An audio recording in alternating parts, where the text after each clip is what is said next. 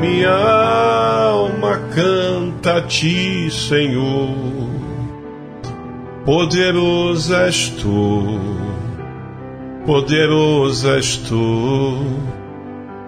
Então minha alma canta a ti, Senhor. Poderoso és tu, poderoso és tu. Senhor nosso Deus e nosso Pai, Pai de nosso Senhor e Salvador Jesus Cristo, te louvamos, te agradecemos e te exaltamos por mais essa maravilhosa oportunidade de poder ouvir a tua voz através da tua palavra, meu Deus. Papai querido e amado, queremos te louvar mesmo, te agradecer mesmo por tudo que o Senhor tem feito, pela oportunidade de compreendermos a tua voz, compreendermos as tuas escrituras ou a tua escritura e a tua palavra, meu Deus. Mais uma vez eu te peço nesta manhã, fale conosco através da tua palavra, nos ensine de conformidade com a tua verdade e não aquilo que é verdade para muitos, mas para o Senhor é distorcida a verdade e é mentira, meu Deus, é manipulação. Por isso, meu Deus, fala conosco de acordo com o teu querer, de acordo com a tua verdade, porque sabemos que a tua verdade que liberta o homem, que transforma o homem e que muda a história do homem. Por isso, meu Deus, fale conosco, é o que nós te pedimos, em nome do Senhor Jesus Cristo. Irmãos, Paz de Cristo, está chegando mais um café da manhã, graças a Deus. Deus tem sido fiel em sua palavra, né? Deus tem sido maravilhoso. Há anos Ele tem falado conosco todos os dias. Falamos sobre os milagres de Cristo, sobre as parábolas de Cristo, estudamos alguns livros, Provérbios, Eclesiastes, Salmos, Apocalipse, livros e livros bíblicos, onde está inclusa a palavra de Deus. E todos os dias Deus, Ele não tem deixado, né, o seu povo sem a sua voz, sem a sua palavra, a sua verdade que liberta. E hoje está chegando aqui mais um café da manhã. Antes eu quero entrar rapidamente aqui em um texto. A mensagem de hoje não tem a ver com isso, né? A mensagem de hoje nós vamos falar sobre a igreja primitiva, a igreja de Deus, como a primeira igreja se portava, ou como a primeira igreja vivia, para nós compreendermos o quanto que nós estamos distante do modelo da verdadeira igreja. Hoje a mensagem será essa, porém antes eu quero trazer aqui uma palavra para ajudar muitas pessoas que são enganadas em alguns textos bíblicos, né, que pregam-se uma coisa, porém o texto está falando sobre outra.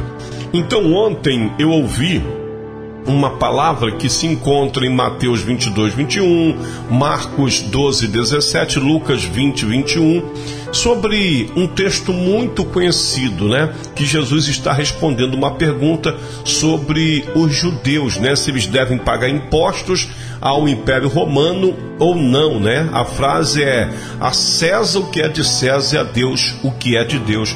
O que isso de fato significa, né?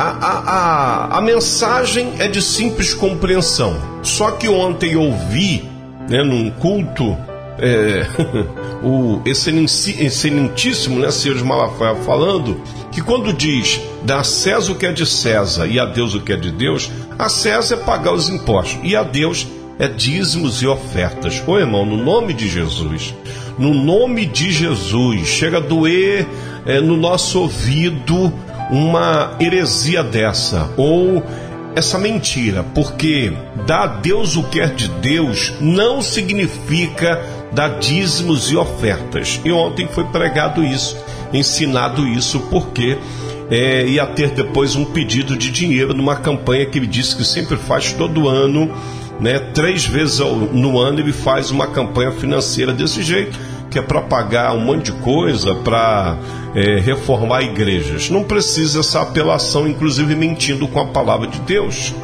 Quando Jesus diz para os seus discípulos judeus, né?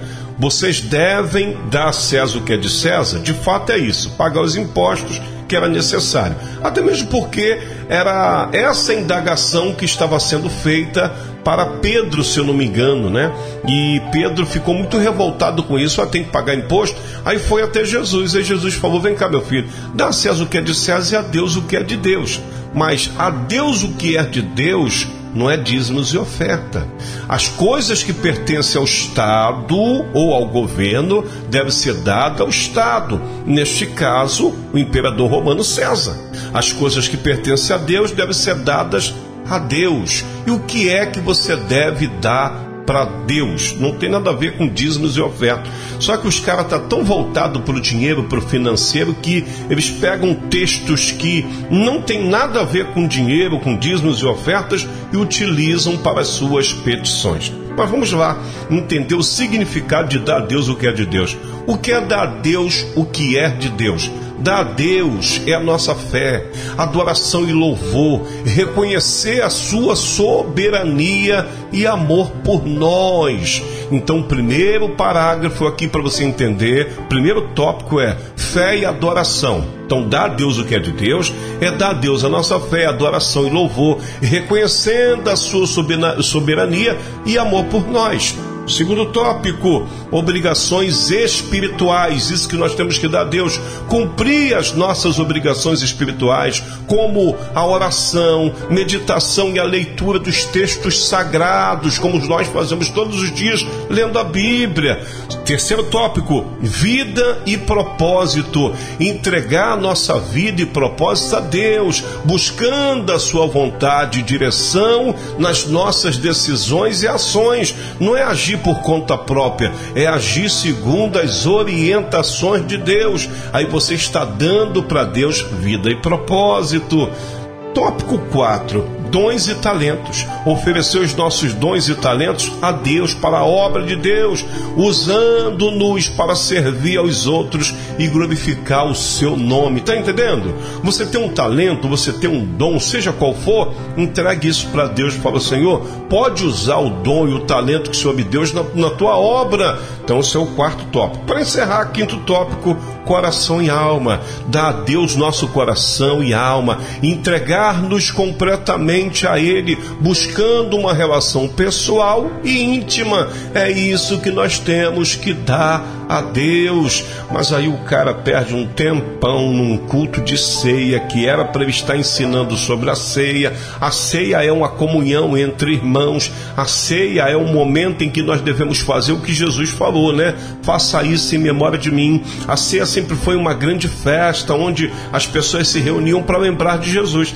Ali tinha comida, tinha bebida, tinha um monte de coisas. Então ele deveria ensinar isso, martificar ou bater em cima disso, ensinar sobre isso. Aí perde tempo pedindo dinheiro, usando texto sem contexto e mentindo em cima do texto. Irmãos, não é a primeira vez que eu vejo o Silas Malafaia, um homem cheio de conhecimento, ensinar a Bíblia errada. Por isso que nós temos que estar sempre ligados na palavra de Deus, estudar a palavra para não sermos enganados. Todas as vezes que eu vejo esse homem falar sobre dízimo, ele mente, ele erra, ou ele não sabe, mas eu creio que ele sabe sim.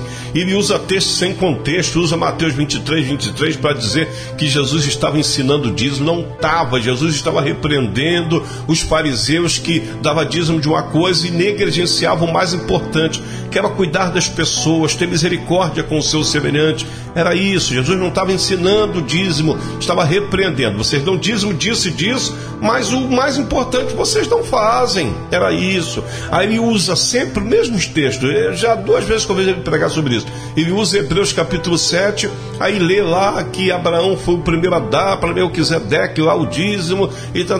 Aí diz que depois tem que dar para Jesus, que é o sacerdote eterno. Gente do céu, ele não lê que lá, logo nos versos primeiros, somente os nascidos da tribo de Levi, ou seja, um levita sacerdote, tinha autorização pela lei e não pela graça de tomar dízimo dos seus próprios irmãos, que eram os líderes de tribo, né? Dan, Naftali, Judá. Então, Levi, da tribo de Levi, só eles, né? Levitas, sacerdotes, tinham autorização, segundo a lei, de pegar dízimo dos seus irmãos que receberam terras plantaram, colhiam, e aí pegavam a 10ª parte, trazia para o tabernáculo, ali para o templo, e aí os levitas faziam a separação para sustentar a viúva, órfão e estrangeiro. Ele não explica isso, ele explica que Abraão foi o primeiro a dar, e hoje nós temos que dar para Jesus, porque Jesus tem um sacerdote eterno. Irmão, distorce tudo. Então deu para explicar aqui, né? Dá a Deus o que é de Deus, primeiro, fé e adoração, obrigações espirituais, vida e propósito, dons e talentos, coração e alma. É isso que nós temos que dar para Deus, o que é de Deus. Não tem nada a ver dar dinheiro, dízimos e oferta, porque infelizmente esses caras só pensam nisso, né? Eles dormem pensando no dinheiro e acordam pensando no dinheiro. Vamos lá então, já explicado. Agora vamos para o nosso café da manhã de hoje. Vamos falar sobre como vivia os novos cristãos, ou a igreja primitiva. Eu já preguei sobre isso aqui, mas como eu sempre digo, né? Você vai estudar Gênesis, vai estudar Êxodo, vai estudar o Pentateuco. Quando chega em Deuteronômio, há uma repetição de muitas mensagens que já foram ensinadas para o povo nos outros livros, né? Em Gênesis, Êxodo, Levítico, Números. Há uma repetição em Deuteronômio. Para quê? Para martificar na mente das pessoas a mensagem de Deus, o que Deus quer falar conosco, o que Deus já nos ensinou. Então Deus, ele sempre permitia essa repetição. Fala de novo, porque o povo se esquece. Fala de novo, porque o povo se esquece. E o povo se esquece. Então eu estou trazendo esse café da manhã hoje para você não se esquecer e entender que nós estamos muito distante do modelo da igreja primitiva, da primeira igreja. Nós estamos muito distante do que de fato é a igreja de Deus. Como é o modelo da igreja de Deus? Eu vou ser sincero, irmãos. A gente arranha um pouquinho aqui no café da manhã sobre esse modelo, mas tem muita gente que já está enraizada aí a religiosidade, né?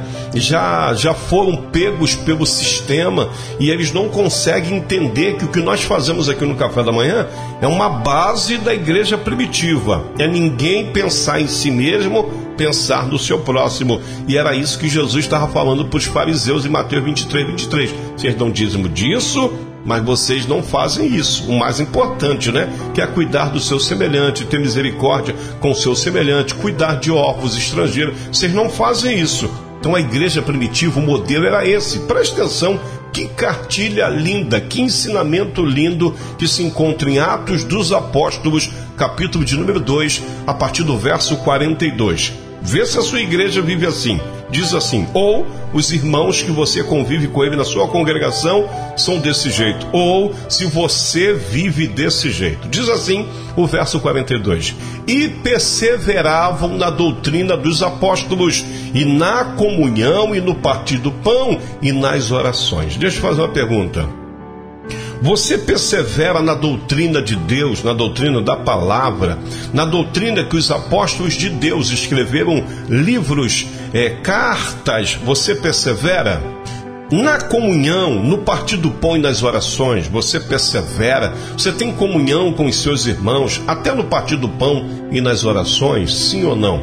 Se não está, você não está encaixado aqui, você já sabe que você está muito distante. Se a sua igreja também não é assim, muito distante da igreja primitiva. Verso 43.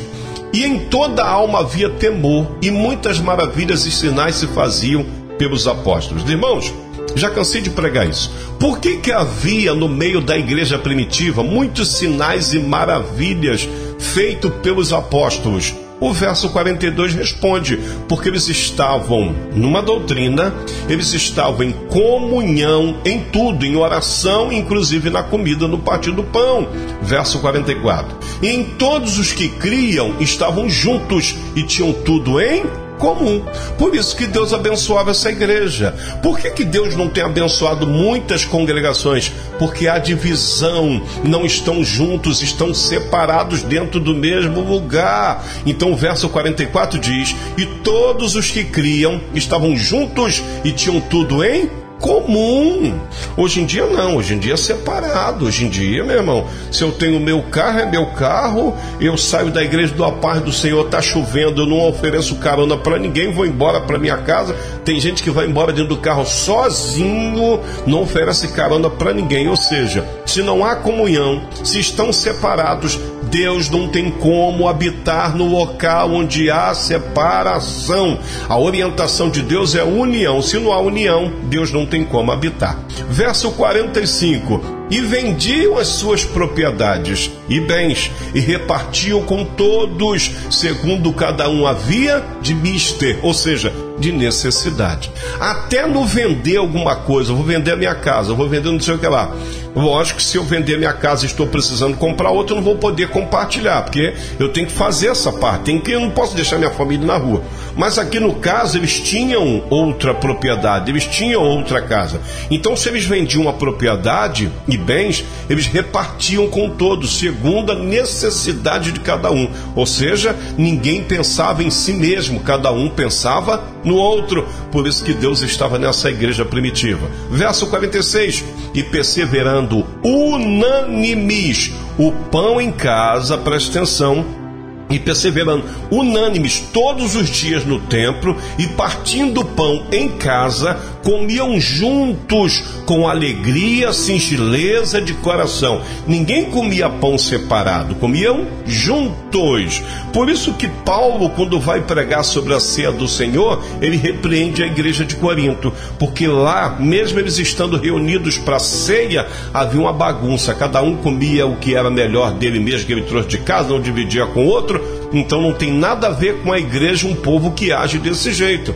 A igreja primitiva parte o pão e divide um com o outro. Jesus já ensinou isso nas multiplicações. Multiplicava peixe, dividia com todos. Multiplicava pão, dividia com todos. Jesus estava ensinando e ninguém aprendeu. Continua aqui o verso 47.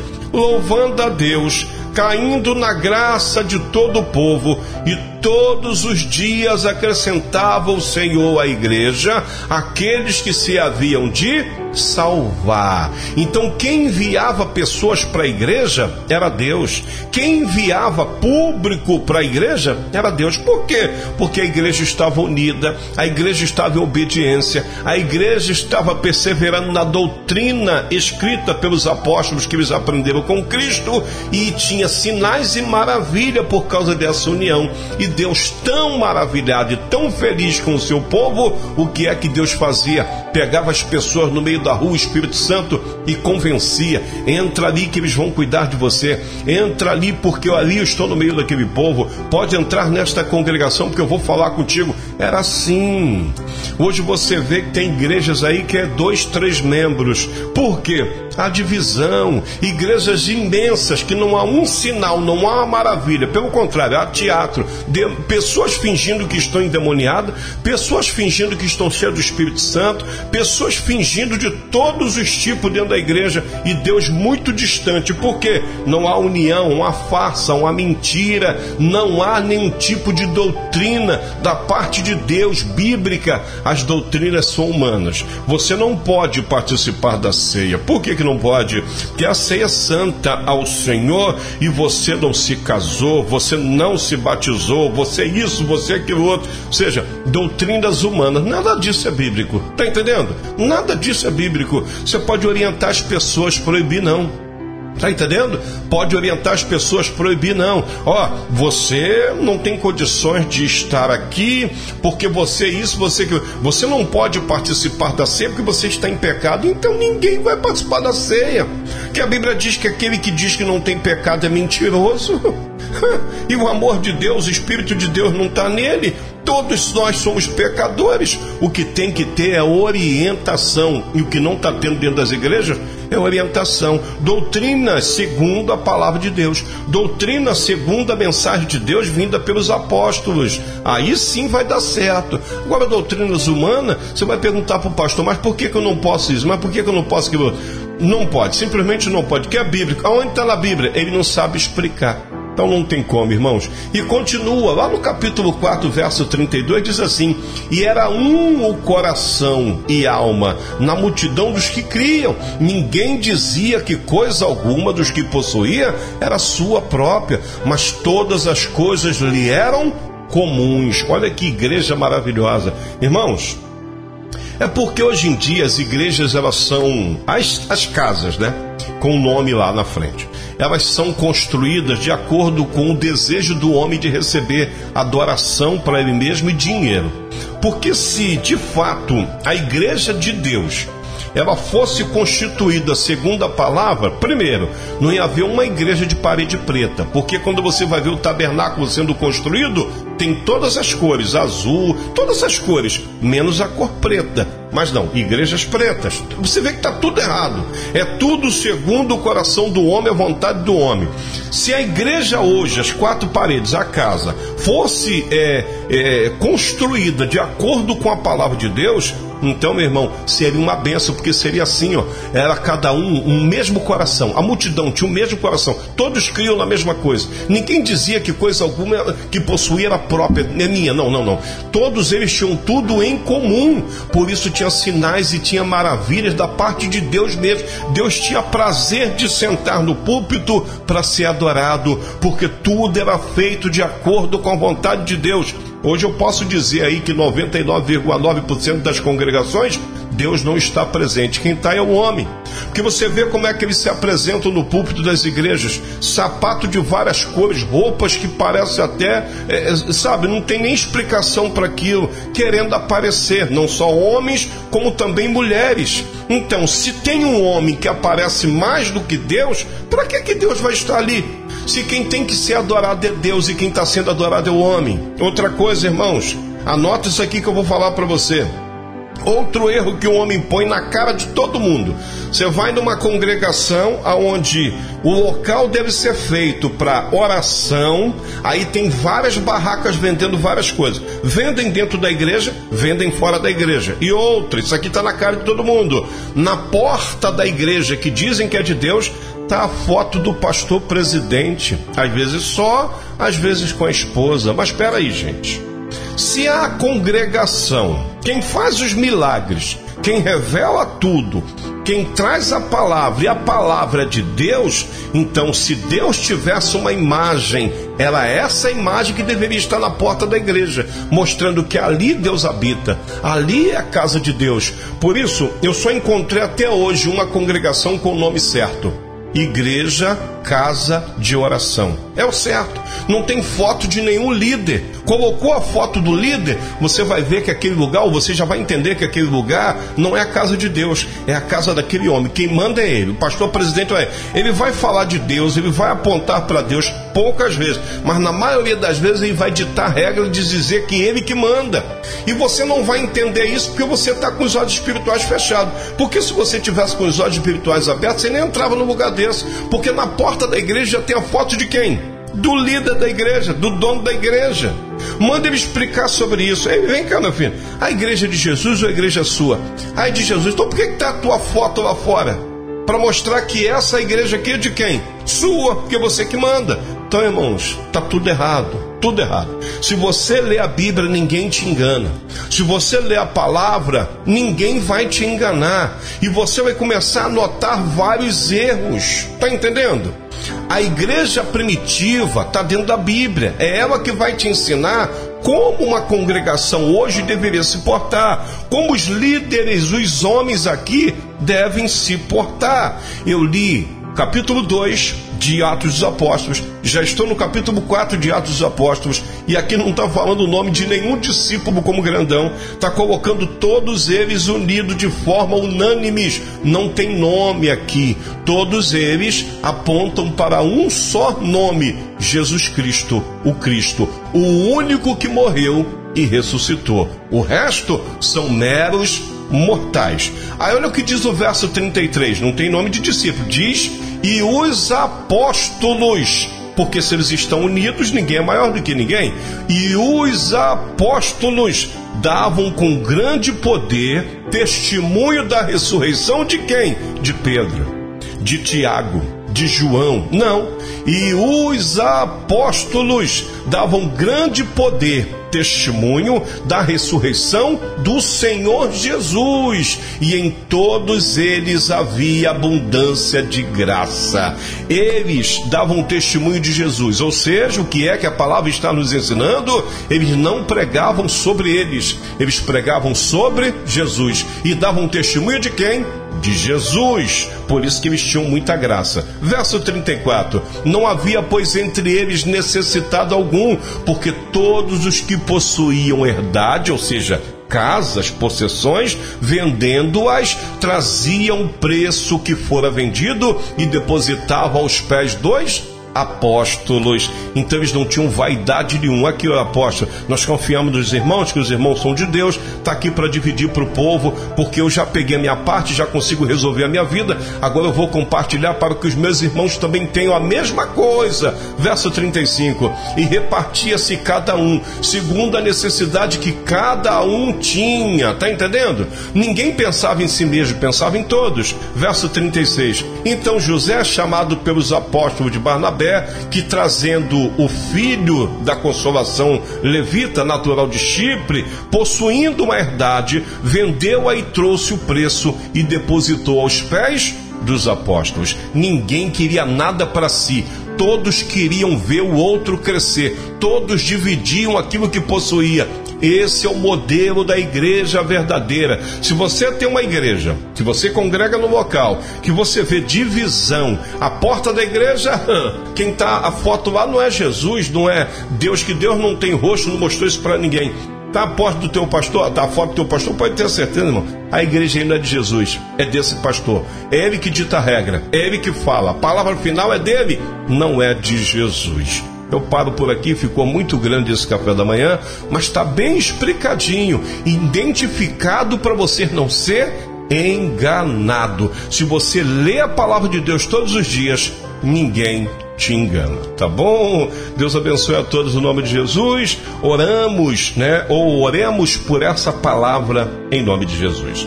Pai querido e amado, Deus Todo-Poderoso, te louvamos por essa palavra maravilhosa. Obrigado por abrir, meu Pai, os nossos olhos espirituais segundo a Tua palavra. Ouvindo e lendo a Tua palavra, os nossos olhos espirituais são abertos e ninguém vai nos enganar. Por isso eu te peço, meu Deus, abra os olhos do ouvinte do café da manhã. Abra a mente, abra o entendimento, meu Pai, para que ninguém, nenhum espírito de enganação possa conduzir os ouvintes desta palavra ao erro ou à adoração ao homem, porque só o Senhor deve ser adorado e exaltado, porque só o Senhor é Deus. Te louvo por tudo, te agradeço por tudo, em nome do Senhor Jesus.